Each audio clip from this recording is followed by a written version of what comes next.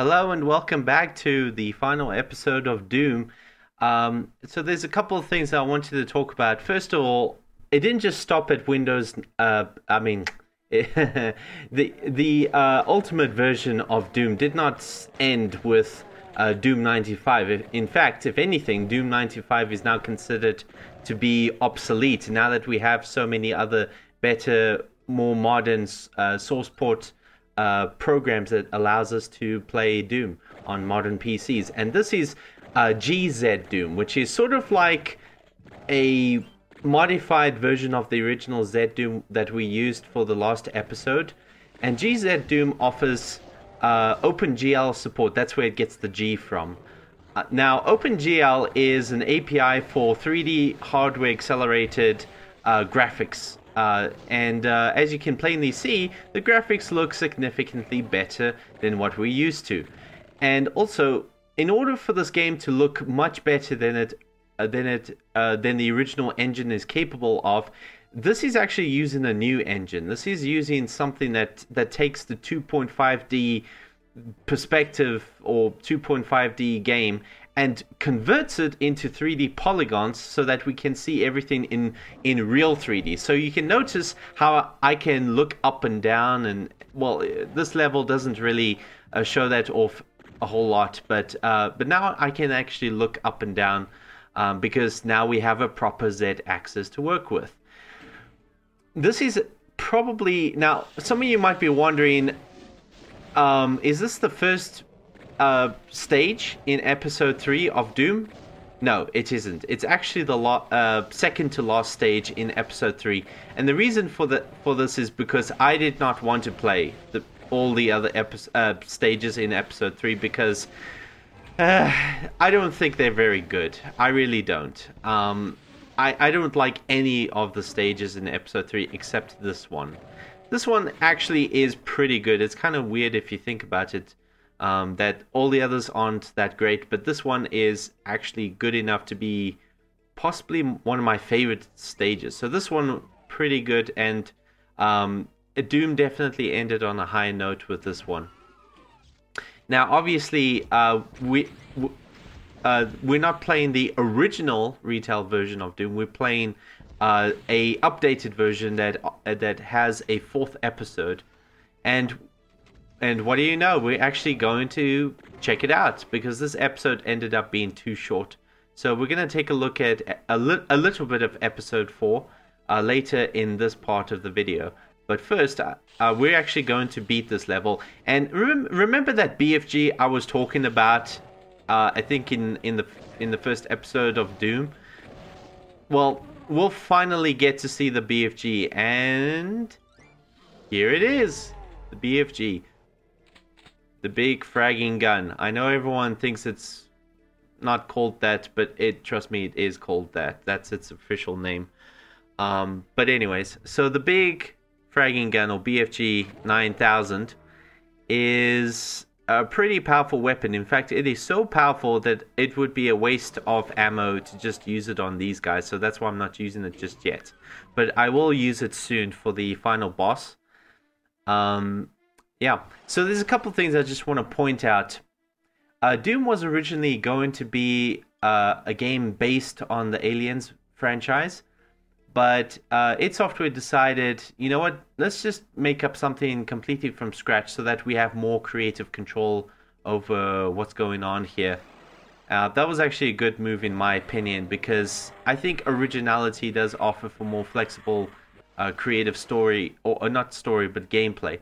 Speaking of story, in fact, this game was actually going to have a more complex story. It wasn't just going to be, space stations on, the moons of Phobos and Deimos, the moons of Mars, and that now all of a sudden a whole bunch of creatures from hell is now attacking the bases because the base has teleportation devices that has opened a portal to hell, blah, blah, blah. We've all heard that very famous story.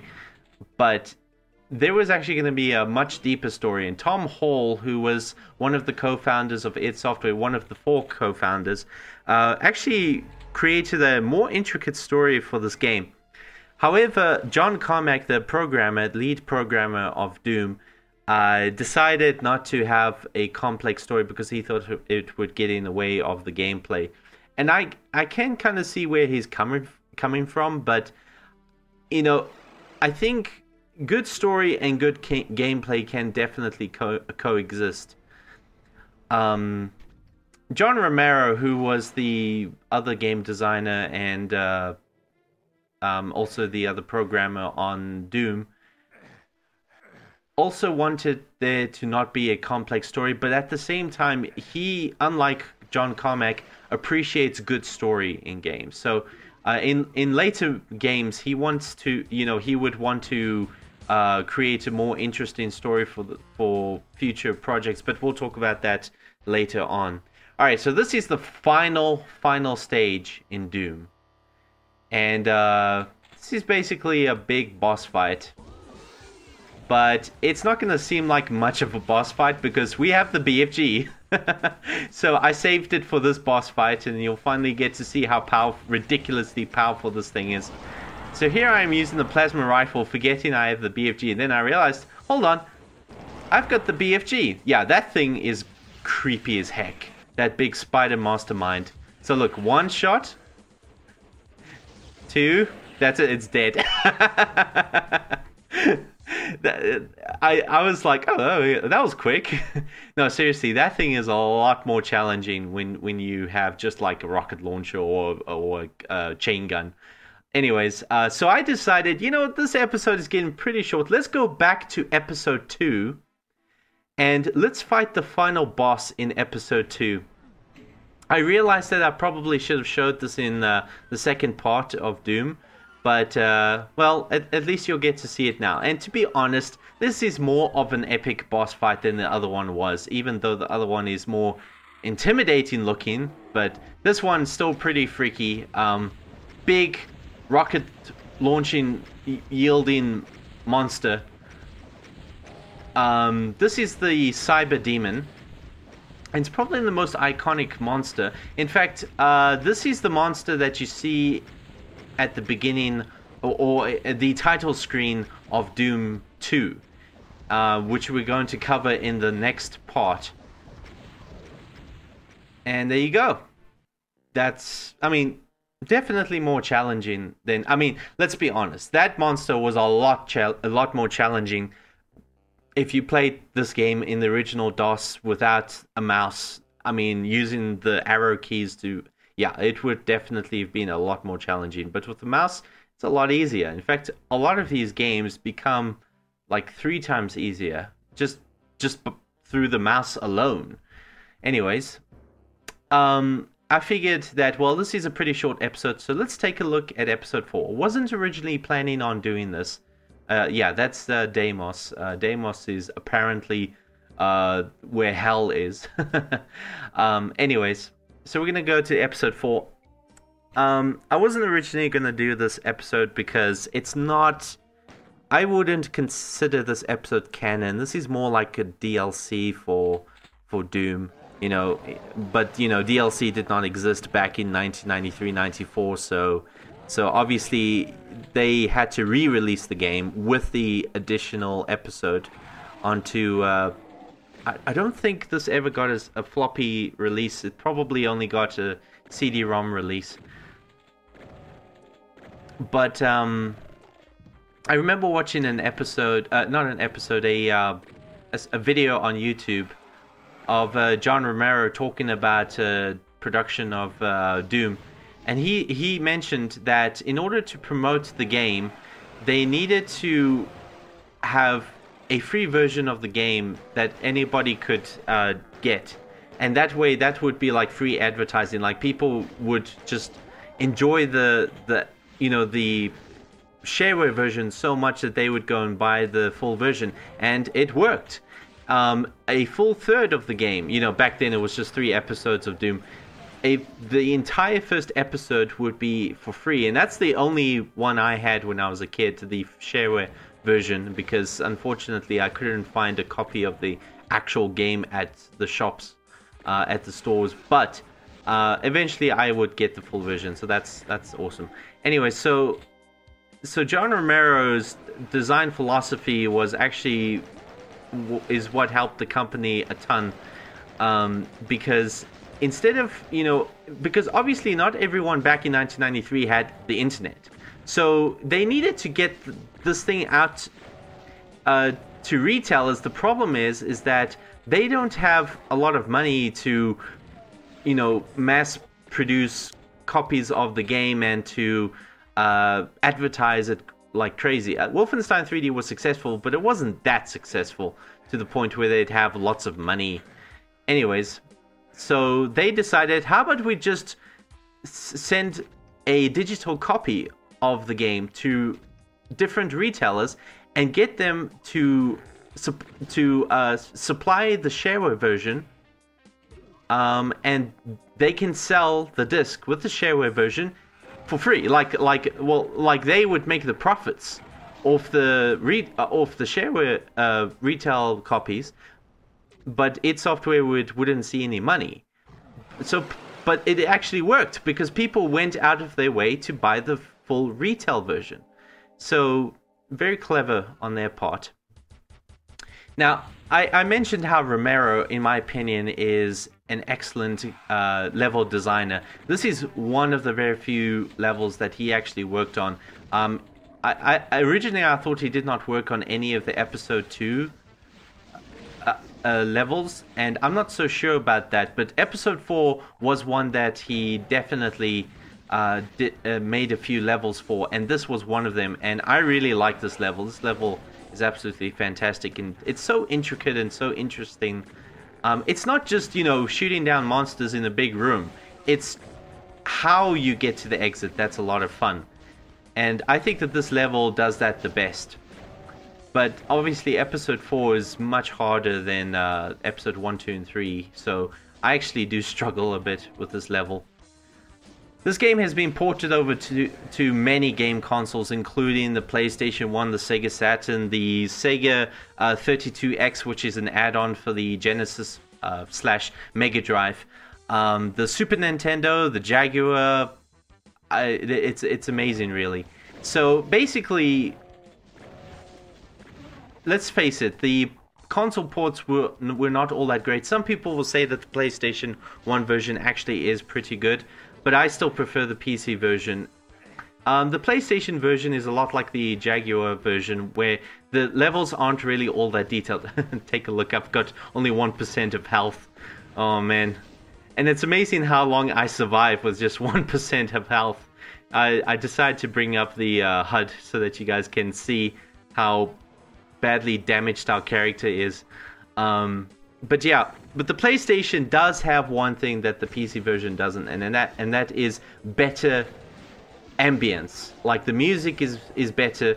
Like in this game, the music is very, upbeat, arcadey, but in the PlayStation version, it's very ambient and creepy, and I think it actually works much better than the PC version, even though the levels are not as detailed as the PC version. Now, the reason why the levels are not as detailed is because the PlayStation cannot handle 2.5D engines, because the PlayStation was designed with 3D in mind and 3D only.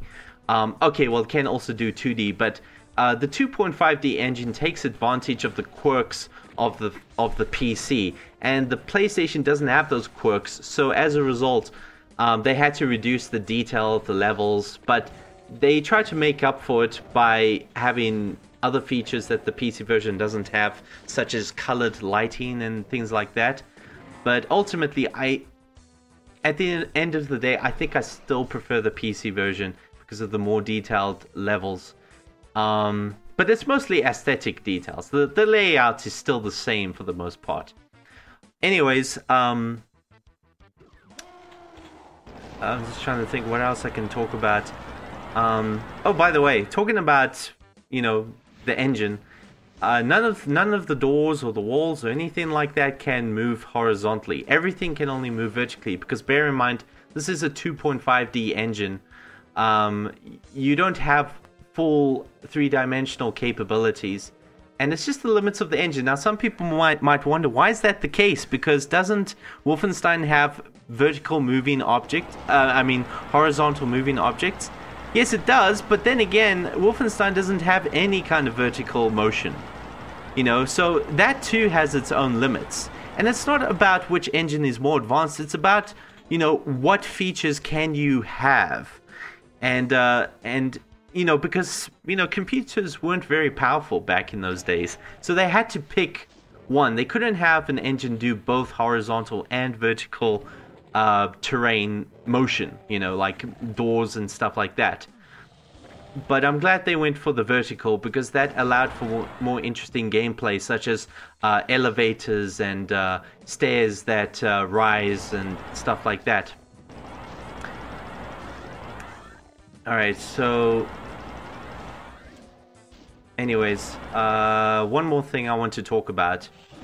There is this thing that I'm not too sure about. Whenever your character gets hurt really, really badly, or your character gets a fright, there is actually a face where your character does, he's like shocked, his eyes are wide open and, and he's really, surprised. A lot of people say that is caused by a bug, but I just don't buy that. I'm pretty sure. Okay. Before we end off here, I want to point out something. A whole bunch of monsters have gone through that teleporter. So, am I going to die as soon as I just walk through that teleporter? Yep. Yeah, there's no guarantee when stuff like that happens. But instead of me replaying this level or going to my previous save that I just created, I decided, you know what, I think that's enough. So there you go, guys. That is Doom. And of course, like with Wolfenstein 3D, it has a whole bunch of you're trying to say you like DOS better than me, right? Don't you mean Windows? Anyways, let's beat it. This is turning into a bloodbath. Let's. So thank you for watching this playthrough of Doom. 3 parts. I know it seems quite a bit, but Doom 2 is going to be a 1-part only because, let's be honest, it's basically Doom 1 just with some added monsters and new levels and one extra added weapon. But as far as the future episodes go, Quake 1 and Quake 2 are probably going to be 2 or 3 part episodes. But until then, next part is Doom 2.